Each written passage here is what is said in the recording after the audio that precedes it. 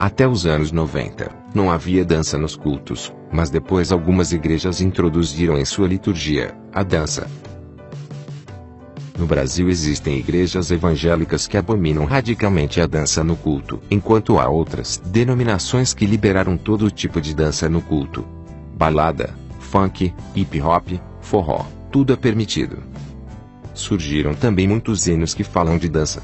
Ao contrário dos hinos antigos da harpa e do cantor cristão, as canções gospel de hoje fazem referências à dança e incentivam os crentes a dançarem no culto. Não podemos nos calar e seremos a geração que dança por causa da tua. O tempo de cantar chegou, o tempo de dançar chegou. A letra de outro hino chama Jesus para dançar. A letra diz: este é o som da tua noiva. Este é o som da tua igreja, apaixonada, fascinada. Este é o som da tua noiva. Este é o som da tua igreja, apaixonada. Este é o som da sua igreja, apaixonada. Além de convidar Jesus para dançar, a letra deste hino cantado em muitas igrejas fala de uma paixão carnal por Jesus Cristo. Vem Jesus, vem dançar.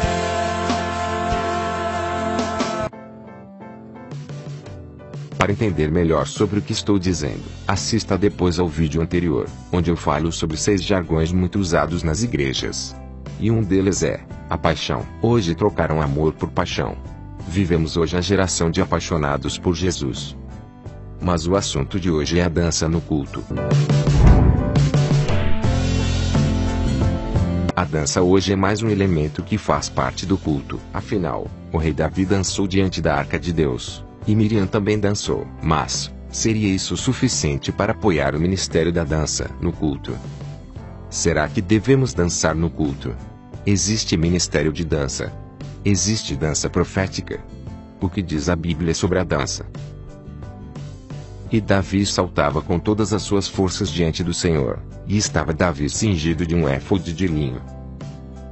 Então Miriam, a profetisa, a irmã de Arão, tomou o tamboril na sua mão, e todas as mulheres saíram atrás dela com tamboris e com danças. Louvai com o tamborim e a dança, louvai-o com instrumentos de cordas e com órgãos. Não há nada de mal em o crente dançar numa festa fora do culto. Nos Estados Unidos, a igreja presbiteriana, uma vez por mês os casais da igreja se encontram no salão social no sábado à noite, onde eles dançam cada um com o seu cônjuge. A igreja é uma comunidade social. Não há nada de errado se os jovens se reunirem num salão à parte para se alegrarem e dançarem, desde que não seja uma dança sensual que provoque a lascívia. Quando o filho pródigo voltou para casa, o pai deu uma festa com danças. A dança mencionada na Bíblia é uma expressão de alegria a qual todos participam e não apenas alguns bailarinos treinados. Não é errado o crente dançar, mas a questão aqui é, se a dança faz parte do culto. Não é pecado ser comerciante, mas Jesus expulsou os comerciantes no templo. Ser comerciante não é errado, o é errado é usar o templo para fazer comércio. Então não é errado dançar, mas nem Miriam nem Davi dançavam no templo durante o culto. Se Davi dançou, a dança em si não é pecaminosa, errada ou imprópria para o cristão.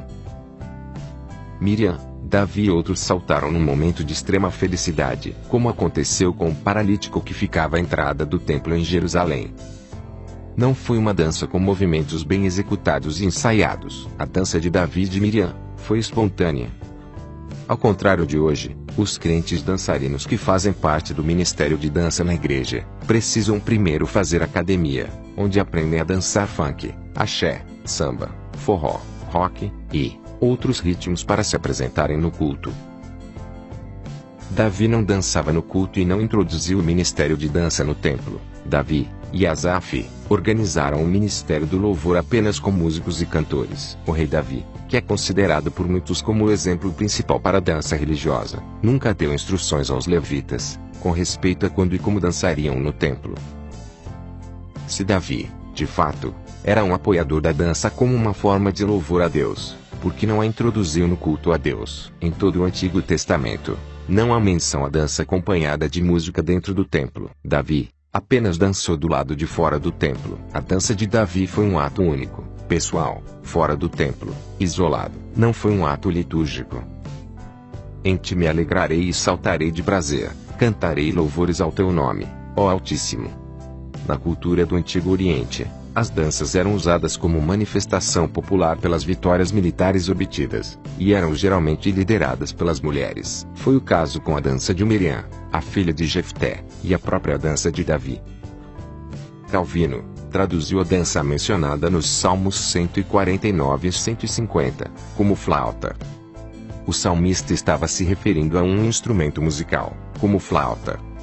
O contexto desses salmos estão mencionando instrumentos musicais. Dança não é um instrumento musical, usados em Israel.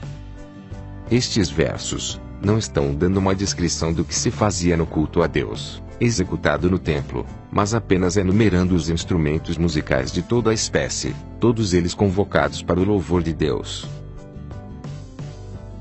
Oração, cantar louvores, ação de graças, a leitura e pregação da palavra, contribuições voluntárias, batismo e a ceia. Esses são os princípios e elementos que compõem o culto a Deus. Por meio de Jesus, pois, ofereçamos a Deus, sempre, sacrifício de louvor, que é o fruto de lábios que confessam o seu nome. Lá no céu, não há grupos de dançarinas, apenas um imenso coral de vozes dos redimidos. Aqui no Brasil, a dança foi introduzida no culto, na década de 90. Até a década de 90, as denominações evangélicas no Brasil se manteram afastadas deste novo ministério, o ministério de dança. Será que a igreja da época anterior estava errada? No ministério de dança, só dançam os jovens que entraram em uma academia para aprenderem a dançar no culto. Será que esses grupos dançam mesmo para o Senhor, ou se apresentam às pessoas? O ministério de dança não faz parte do culto e não ajuda em nada no culto, a não ser entreter e distrair a plateia. A Bíblia menciona a dança. Nos cultos pagãos, homens sem Deus imaginam seus deuses à sua própria forma e semelhança e atribuem a eles os mesmos sentimentos que a humanidade pecadora possui. Por isso nos cultos pagãos, há danças para agradar as divindades, os espíritos e para dar vazão à sensualidade. E os profetas de Baal dançavam como que manquejando, ajoelhando alternadamente em cada um dos joelhos, sobre o altar que se tinha feito. E aconteceu que, chegando Moisés ao arraial, e vendo o bezerro e as danças, acendeu-se-lhe o furor, e arremessou as tábuas das suas mãos, e quebrou-as ao pé do monte.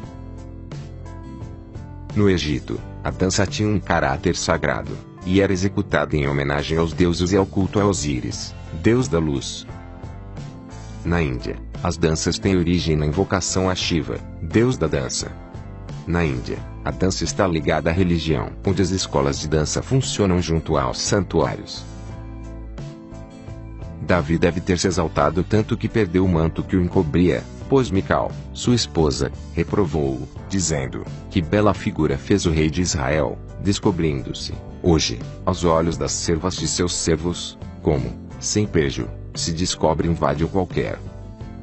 Assim como Mical, devemos repudiar as jovens vestidas com roupas inadequadas que rebolam ao dançarem o funk gospel nas igrejas, pois na casa de Deus e diante de Deus deve haver santidade e reverência. Guarda o teu pé, quando entrares na casa de Deus.